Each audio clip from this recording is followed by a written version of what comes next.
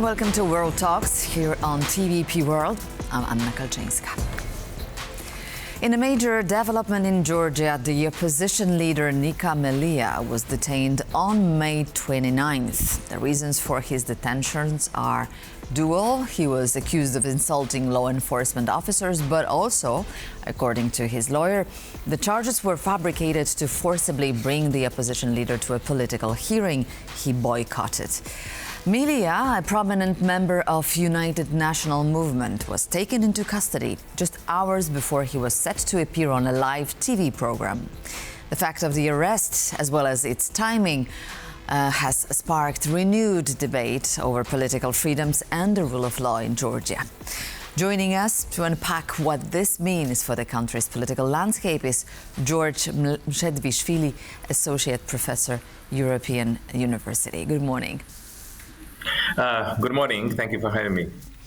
So, I understand this is the second arrest of a high-profile opposition figure in just over a week. A few days ago, a Georgian court placed Zurab Japaridze, another member of the Georgian opposition, in custody. So, hard not to see the link between the two detentions. Well, the link is obvious, and the development is really worrying. By the way, there was another high-profile former member of this previous government, Nika, who is not in active politics for the last few years, but still, he's a very known figure, former Minister of Defense, who also was arrested on the same charges, like in quotes. So, development is really worrying, and, when it comes to Japaridze and Melia, political leaders, the fact is that they were not holding any senior positions. They were not part of this government before 2012. They became the members of United National Movement, and then these parties which splintered from this movement after 2012, in 2012. So they appeared at the parliamentary elections when the party lost the election in 2012. So it's particularly illogical to have these people appear at this temporary commission to investigate the 2008 war and alleged misconduct of the previous government. So it is the charges are trumped up, and it's really far-fetched why these two figures, which two personalities, Japaridze and Melia, were targeted, because they are, I would say, less connected to the, whatever was happening before 2012. All right, so the committee is regarded to be Kremlin orchestrated. What is the goal of this committee, and why both leaders refused to appear before it to testify? Well, it's not no direct evidence that is Kremlin orchestrated, but this the current leadership is so wary, so afraid of Russia that it sometimes actually inadvertently tries to please it. Whatever are the reasons, so that was like a showcase. So the warning that so political leaders not to our liking could be targeted.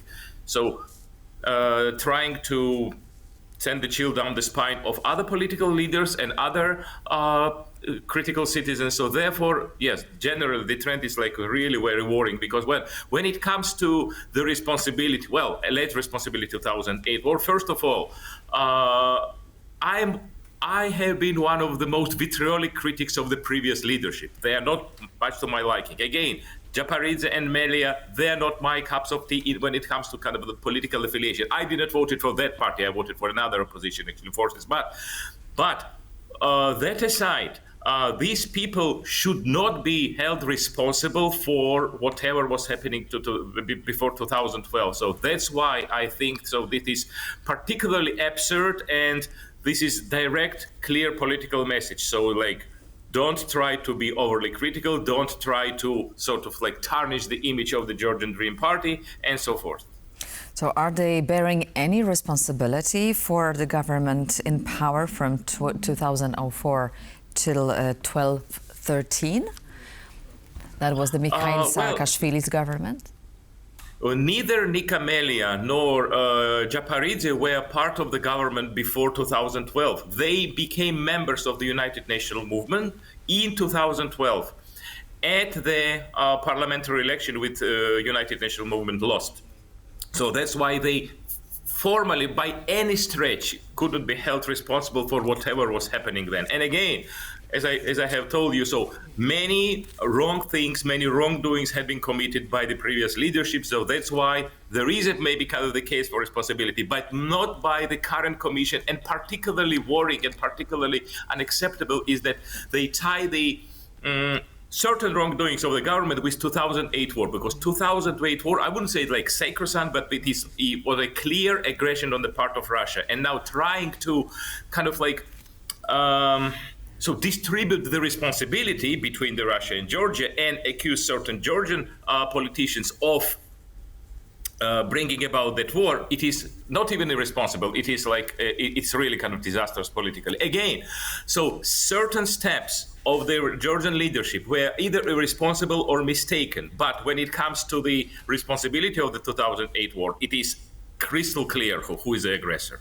All right, so I understand that both detained leaders cannot be held accountable for the actions of the previous government. But so what are the powers of this committee, and what are the risks that both detained leaders of the Georgian opposition could be somehow tried?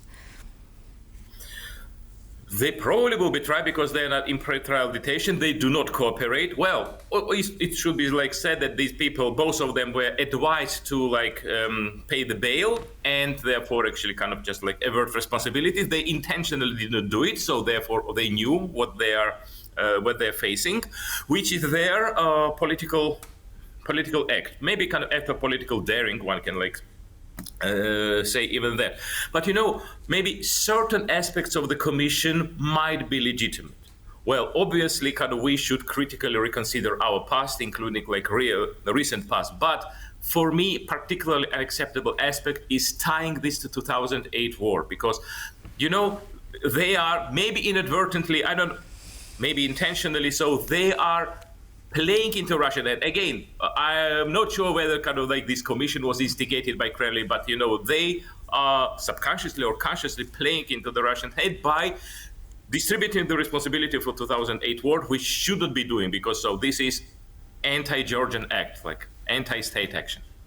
All right, so for the past 4 months, Georgia has been gripped by mass protests tied to the elections from November 2024. And the demonstration, fueled also by the fear of Russian influence and authoritarianism, have pressured the government. Has anything changed in Georgia since the protests? Have you seen any positive outcome of this?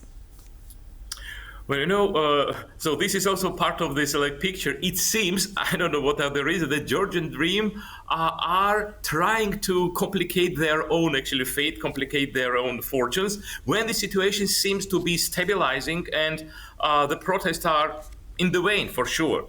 By the way, there were two ways of the protest. One after the election and another after this statement of the prime minister, very silly statement that Georgia will stop cooperating with the European Union, stop at the negotiation till 2028.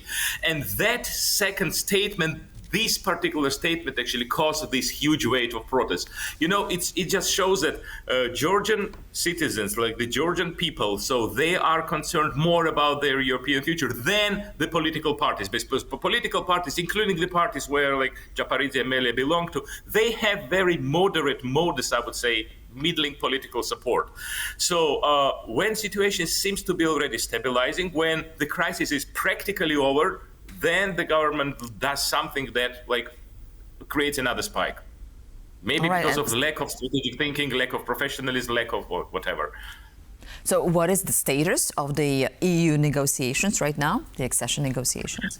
Accession negotiations, they are stalled for about 6 months. And so there is no sign that they will be reopened soon, considering the latest developments. So this is really kind of very sad. Again, I have said here on your channel as well is elsewhere, that like not every steps of the European bureaucrats are wise and judicious, but obviously it's the ball on the court of like Georgia, and they should show this willingness and readiness like to renew the negotiation, to re-enter whatever are the contentious issues. They, of course, they could be overcome, but these actions of the government show that they're not willing.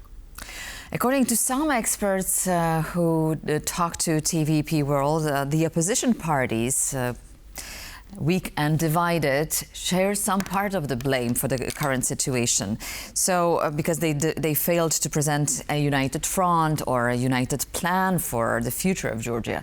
So, is there any light in the tunnel for Georgia? Well, sometimes when situation seems like dire and hopeless, maybe there are already like some cracks in the political system which are not seen now, but like will be visible. And I very much hope that this wave of the protest will produce new leaders. Georgia is in urgent need of this fresh political blood, in a good sense of the word, because the current opposition leaders, many of them have like either a reputation tarnished. They do have the reputation of ballast, I would say. So therefore, their political traction is very limited. So I think, new faces are very much in need in Georgia, and I very much hope that the current protests will produce them. George Mchedlishvili, Associate Professor, European University, was our guest this morning. Thank you so much for sharing your insight with our audience. Thank you. And have a good day. Thank you so much for watching World Talks, but please stay tuned to TVP World as more features are coming.